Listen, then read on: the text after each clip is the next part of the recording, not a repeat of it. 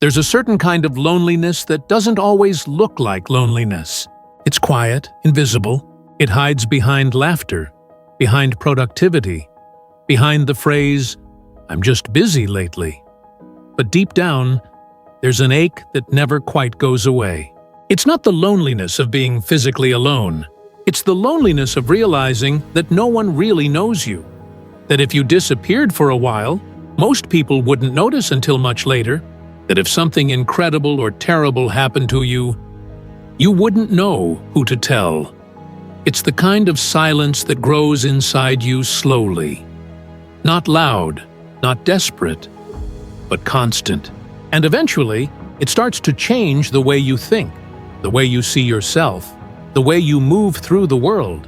People often assume that those who have no friends are cold, antisocial, or uninterested. But that's rarely the full truth. Sometimes it's the opposite. Sometimes they care too deeply. They observe too much. They notice every micro shift in tone, every subtle change in energy, every half-hearted smile that doesn't reach the eyes. And after a while, they start to retreat, not because they hate people, but because connection starts to feel unsafe. Psychologically, this experience changes the brain. When you go too long without social bonds, your brain begins to interpret isolation as a form of threat. It triggers the same regions associated with physical pain. That's why loneliness doesn't just hurt emotionally. It actually hurts physically. Your heart rate changes. Your sleep becomes lighter. Your mind starts scanning for danger in places where there isn't any. Because the human brain evolved in tribes. To be alone for too long was once a death sentence.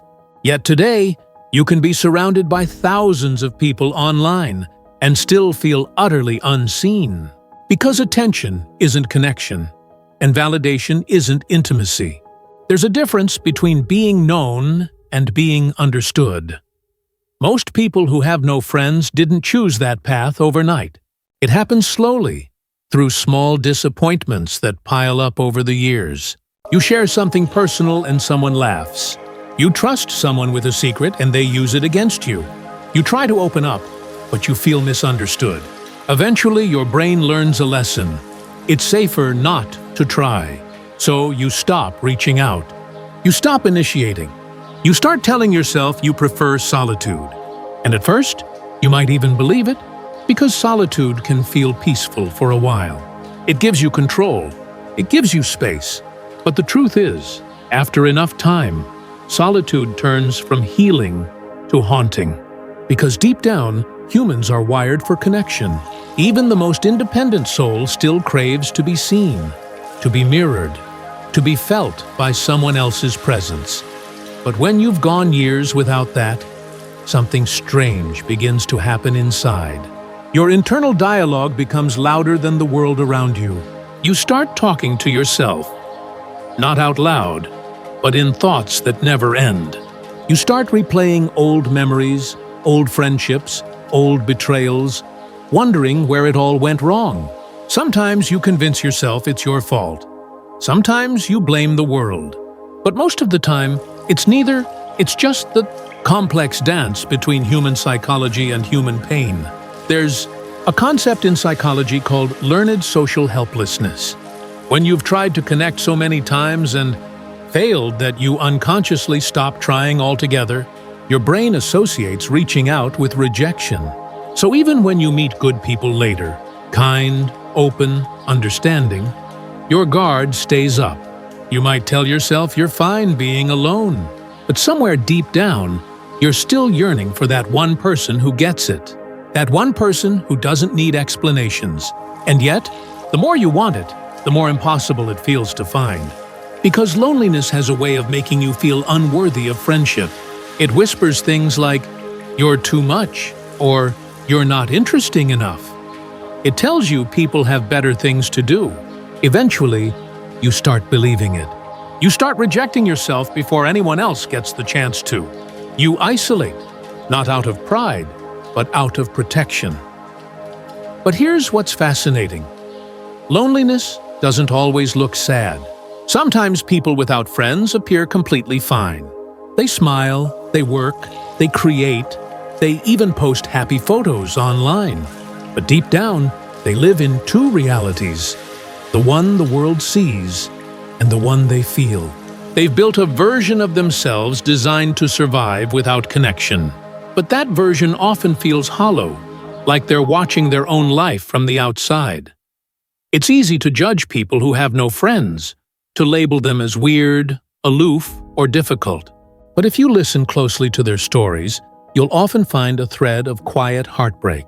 Moments where they gave too much of themselves to people who didn't care enough to stay. And over time, that heartbreak shapes their entire identity. They begin to associate intimacy with danger, vulnerability with regret. So they learn to live without it. But the cost of that adaptation is high. Because without genuine friendship, your world becomes smaller. Your emotions start echoing in your own mind. There's no one to challenge your perspective, no one to soften your thoughts. Psychologists say prolonged social isolation can reduce empathy, not because people stop caring, but because they stop practicing emotional exchange. Empathy is like a muscle. When it's not used, it weakens.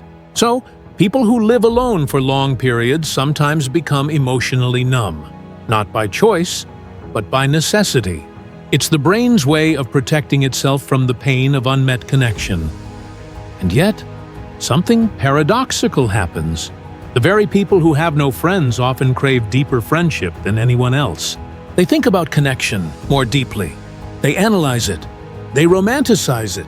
They look for meaning in every small interaction, every passing smile.